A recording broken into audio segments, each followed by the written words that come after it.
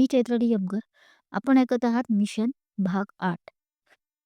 सध्या एवढंच लक्षात ठेवा, आपल्याला खूप अलर्ट राहावं लागणार आहे. शिवाय हेही असू शकतं, की आपल्यातीलच कुणी ना कुणी देशद्रोही असण्याची शक्यता आहे. त्यामुळे जितकी काळजी घेता येईल त्या दहशतवादीचे नाव कुणाला न कळण्यासाठी तितकेच चांगले आहे.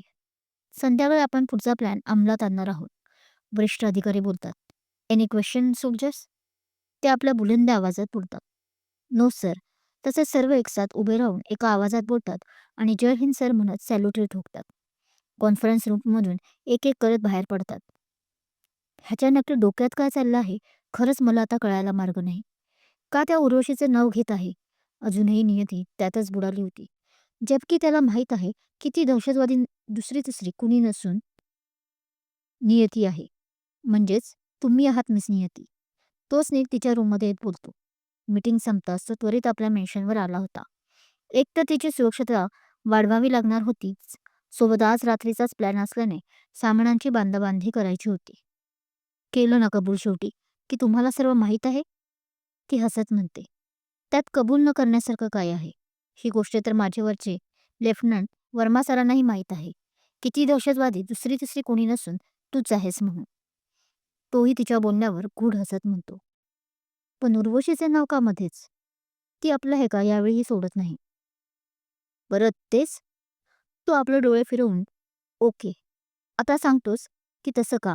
तर ऐक. आमच्या डिपार्टमेंटमध्येही घरवेधी आहे. तुझं नाव फुटलं तर तुलाही शत्रुगटाचा त्रास तर होईलच, शिवाय आमच्या देशद्रोहीचाही. तुला सुरक्षित नेण्यासाठी वर्मा सरांनीच ही अक्कल शोधून काढली आहे. समजलं? तो तिच्यावर नजर रोखतच विचारतो. आय होप समजलंच असेल. आता परत परत तेच प्रश्न विचारून डोके आऊट करू नको. मी तुला हेच सांगायला आलो आहे की आज रात्रीचा प्लॅन केला आहे. तुला तुझ्या माणसाला घेऊन पुढे जावं लागेल. आमची टीम असेलच बरोबर. एवढं बोलून तो तयारी करण्यासाठी निघून जातो. हम्म, ह्याचं डोकं तर सुपरफास्ट सारखं पळतं. ती एक गूढ स्माईल करत आपल्या मोबाईलवर एक अननोन नंबरवर मेसेज करते. पण ती गूढ स्माईल काही केल्या कमी झाली नव्हती. चला मॅडम, तयारीला लागा. मिशन तुमचं स्टार्ट झालं आहे. असं बोलून हसतच ती आपली बॅग भरायला लागते. काय मग डॅडी, जायचंय ना आज आपल्या राज्यात? तिच्याकडून तो आपला डॅड देशमुखच्या खोलीत येतो, जे बेडवर पडून होते, ज्यांचे डोळे उघडेच होते. शरीराची मात्र अजिबात हालचाल होत नव्हती. कोमात जे गेले होते. आजपासून सगळी तुमची बंधने बघा संपतील. स्वतःच्या सरकारने तुमच्यासाठी इतका पैसा ओतला आहे ना, तिथपर्यंत जाण्यासाठी की बघसालच तुम्ही. उद्यापासून एक नवीन सकाळ तुमच्या आयुष्यात रोषणाई घेऊन येणार आहे. खुश का डॅड? तो मंद मंद हसत त्यांना खायला लावतो. हा तोच दहशतवादी होता ज्याला सोडण्यासाठी गेली 10 वर्ष शत्रुगट कामाला लागले होते. सदानंदने ज्याला आपली मुलगी सोपवलेली होती. साला, या भानगडीत एक काम राहिलेच बघा. त्या सदाची गाठभेट घ्यायची होती एकदा, पण जमलेच नाही. ठीक आहे, आज नाही तर उद्या भेट होईलच. माझी नाही तर तुमची. तो परत गूढ हसत त्यांना खाऊ घातल्यानंतर पाणी पाजून तोंड पुसतो आणि एका गाण्याच्या बोलीवर शिट्टी वाजवतच त्या दहशतवादीची बॅगही भरायला लागतो. चला, आता फक्त डॅडा तुला घेऊन जायचं काम बाकी आहे. तो मंद मंद हसत त्या दहशतवादीला गालात टॅप करत निघून जातो. काही खबर? दुसरीकडे शत्रुगटाच्या जेलमध्ये आज हातावर हात ठेवून फिरत असलेले कॅप्टन देवांश जेलमध्ये आलेल्या एका शिपायाला विचारतात. आज रातच्याला काम होणार आहे. कदाचित तुम्ही सुटणार आहात. तो शिपाई इकडे तिकडे पाहत हळूच त्यांच्या कानात बोलतो. खबर पक्की? तसं देवांश थोडंसं नाराज होत म्हणतात. काही यात दगाफटका तर नाही ना? ते पुढे विचारतात. नाही. तिकडून तो दहशतवादी जाईल आणि इकडून तुम्ही जाल बॉर्डरवरून. असा प्लॅन आहे शत्रू गटाचा. तो शिपाई बोलतो. दिसते तितकं सोपं नाही हे प्रकरण. तुमची नजर असू द्या. आणि केक, काही झालं तरी आपली तयारी करून ठेवा बाहेर पडण्याची इथून. गेल्या 10 वर्षात 10 वेळा नाचवलं आहे या शत्रुगटाने आपल्या भारतीयांना. हा शत्रुगट दिसतो तितका कच्चा नाही, बेन. त्यामुळे जरा लक्ष असू द्या तुमचं. ते त्या शिपाईला वॉर्न करत बोलतात. पण त्याच वेळी लक्ष चोहूबाजूला होतं त्यांचं. तुम्ही काळजी करू नका कॅप्टन. एक ट्रक मागच्या दाराला आज तयार असेल तुम्हाला नेण्यासाठी. आता मी जातो. आजचं तेवढं जेवण शेवटचं आहे इथलं आपलं. ते खाऊन घ्या. तो शिपाई डोळे मिचकावत म्हणतो. "हं, तू निघ, कुणालाही संशय येण्याआधी." तेही त्या शिपाईच्या हातातील ताट घेऊन बोलतात तसं तो शिपाई निघून जातो. "हे सर्व काय होतं?" वीर आश्चर्याने त्यांना विचारतो. "तो शिपाई काय सांगत होता? तो तर आपल्या शत्रू पक्षातील आहे ना?" असं शत्रुगटाला वाटते. पण हा माणूस म्हणजेच आपल्या देशाचा एक जवानच आहे, जो आमच्याबरोबर होता त्या दहशतवादीच्या मागे. हा नवीनच त्यावेळी भरती झाला होता. म्हणून कुणाला संशय येण्याच्या आधीच आम्ही त्याची तजवीज शत्रू गटात करून ठेवली होती. त्यामुळे तो आजपर्यंत वाचला आहे. शत्रू गटात राहून शत्रूची माहिती गोळा करून मला व भारतीय सैन्यांना हेल्प करत आहे. त्यांनी हसत सांगितलं. ओ, गनिमी कावा, भारीच की.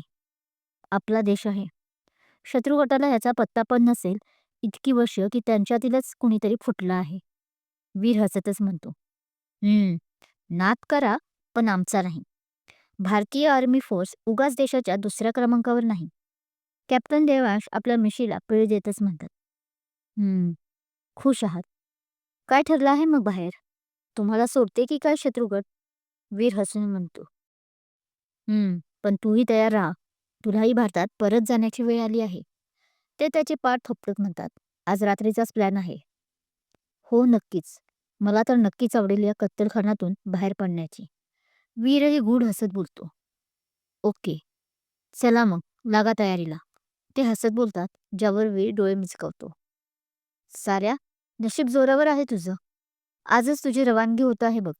तो शत्रू गटातील तोच जेलर तिथे येतो आणि देवांशचे गाल चिमटीत पकडत बोलतो. पण आजही देवांश काहीच बोलत नाही त्याला. चल, आता शेवटचं सांग. ती चिप कोणाकडे आहे? तो जेलर रागात बोलतो.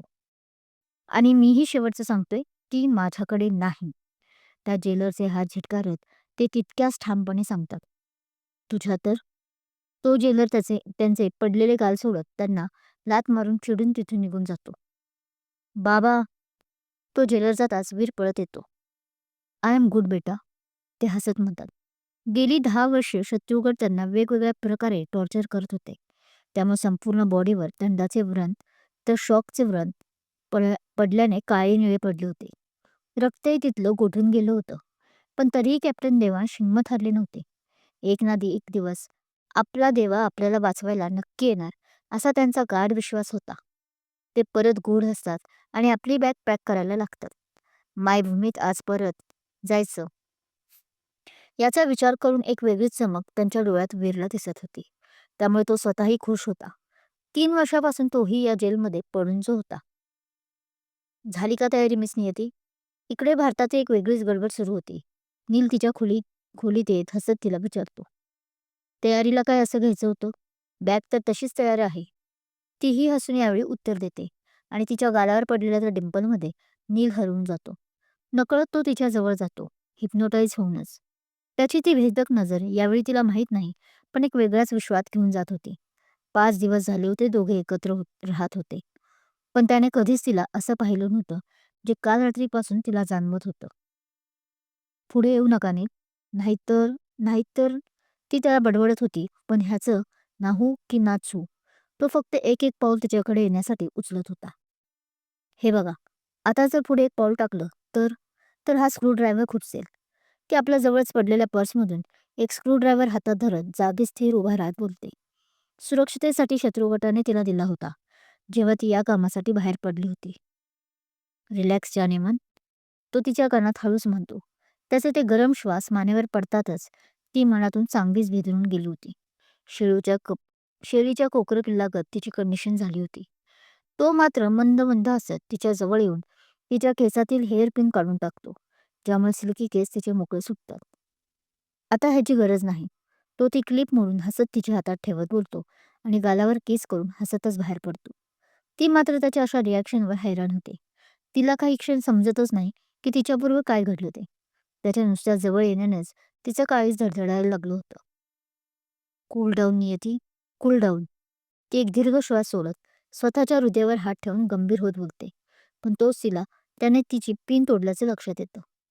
ओ नो, आता खबरी त्यांच्यापर्यंत कशा मिळणार? ती हातातील 2 तुकडे झालेल्या पिनकडे पाहतच मनाशी बोलते. हे सर्व काय चालू आहे नील?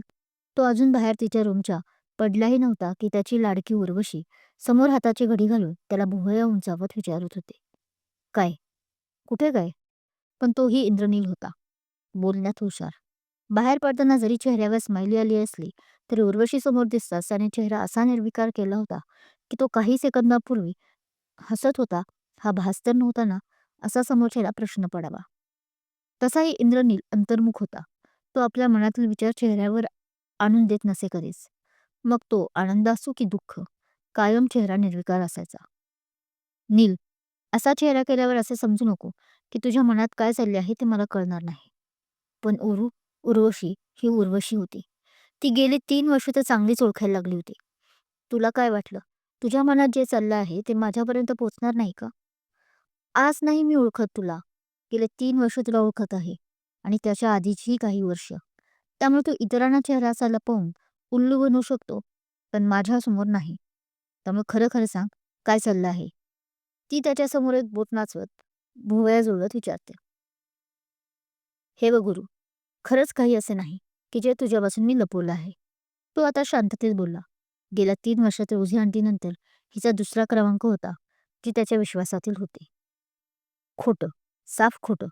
बऱ्या बोलानं सांग, की आत्ता तुझ्यात आणि तुझ्या त्या सो कॉल्ड मम्मा तोंड वाकडं करत मध्ये काय चाललं होतं? ती गुशातच विचारते. "अगं माझी बायडी, काहीच चाललं नव्हतं आमच्यात." तो तिला समजावत बोलतो. "परत खोटं? तू खूप खोटं बोलायला लागला आहेस. आता चुपचाप सांग, तू तिच्या गालावर का म्हणून किस केलीस?" ती रागात बोलते. "ओ गॉड! पाहिलं वाटतं या चांडाळने. माझ्या मागची ही पीडा पण आता लवकरच संपेल ही सुद्धा." तो मनातल्या मनात बोलत आपल्या कपाळावर अंगठ्याने रब करत उरतो स्वतःशीच. "अगं स्वीटहार्ट, तू समजते तसं काहीच नाही." तो आता तिचा चेहरा आपल्या उंगलीत पकडत मार्दव आवाजात म्हणतो. "ते तर तिच्या गालावर काहीतरी लागलं होतं म्हणून मी काढत होतो. खोटं तुला अजून वाटत असेल तर तू तिला विचारू शकते. आणि माय डार्लिंग, आजपर्यंत मी कधी तुझ्याशी खोटं बोललो आहे का? अगदी मी तर माझी रिअल ओळखही सांगितली आहे. तुला हे सुद्धा मिशन माझं माहीत आहे, की माझ्या घरातले देशमुख जगासाठी माझे डॅड असले आत्ता तरी तो कोण आहे नक्की?" त्याच्या आवाजातील ती मार्दवता आता उर्वशीला भुरळ घालत होती. तो अजून बोलणार तोच कॉल आला आणि त्याने त्याला विनंती केली की तो खूप अर्जंट आहे, त्याला घ्यावाच लागेल. तिनेही हसून होकार दिला, कारण त्याच्या बोलण्यात आतापर्यंत सच्चाईच तिला दिसत होती. तिला अजूनही त्याला त्याच्या बोलण्याची भुरळ पडत होती आणि ती सर्व काही माहीत असूनही प्रेमात त्याच्या पडली होती. जोरात आपटली होती म्हटलं तरी चालेल. हुश, सुटलो बाबा एकदाचं. मनात म्हणतच त्याने कॉल रिसीव्ह केला, जो वर्मा सरांचा होता. नेक्स्ट मीटिंगसाठी. तो तिला बाय करून गेला. तिने समोरच उभ्या असलेल्या नियतीकडे रागात एकदा बघितले आणि तीही आपल्या घरी निघून गेली. "R you ready?" मीटिंग संपून आलेला नीलनी तिच्या रूममध्ये आला आणि त्याने प्रेमळ स्वरात विचारले. ती तर ऑलरेडी तयार होती. प्लॅन ए, प्लॅन बी दोन्ही समजले आहेत तुला. तो तिला सर्व समजावून सांगत बोलतो. तशी ती मानेनच हो म्हणते. "आपल्याला सीमारेषेवर जायचं आहे. आत जायला परवानगी नाही. शिवाय रिस्क असण्याची शक्यता आहे. त्यामुळे तुला बुरखा घालावा लागेल." तो तिच्याकडे पाहतो. तिने एक सोनेरी रंगाची प्लेन साडी नेसली होती, ज्यात तिचं सौंदर्य खुलून दिसत होतं. त्याने तिला नखशिकांत न्याहाळलं आणि तिरस्करणी एक कटाक्ष टाकत कपाटातील एक काळा बुरखा आणि स्टोल तिच्या हातात देऊन घालायला खुणावलं. तिने आधी कपाळावर आठी पसरत त्याच्या निर्णयाला नाराजगी दाखवली, पण परत तिलाच ते पटलं म्हणून तिने तो बुरखा साडीवर चढवला. स्टोलची खरं तर गरजच नव्हती. बुरख्यात फक्त डोळे सोडून सर्व शरीर व्यवस्थित झाकलं गेलं होतं. "मिस्टर देशमुख, मला एक कळत नाही की तुम्ही आम्हाला का मदत करत होता. तुम्ही तर." ती आश्चर्याने बोलते. "येस, मी भारत देशाचा कर्नल देव आहे असंच तुला म्हणायचं आहे ना?" तो तिच्या या वाक्यावर हसून बोलतो. "पण असं नाही, कारण मीही तुझ्यासारखाच या देशाला बरबाद करण्यासाठी पाठवलेला एक आतंकवादीच आहे." तो बोलतो आणि ती हे ऐकून जाग्यावरच स्तब्ध होते. आता काय हा गोलमाल आहे? देव देव नाही तर दहशतवादी आहे. हे ऐकून धक्का बसला ना? कुठे चालली आहे कथा? काय चाललं आहे? हे आता हळूहळू पुढच्या भागापासून उलगडायला लागेल. कथा ही छोटीच आहे. जवळजवळ फक्त 30 भागांची, ज्यातले 8वा भाग आपला आज संपला.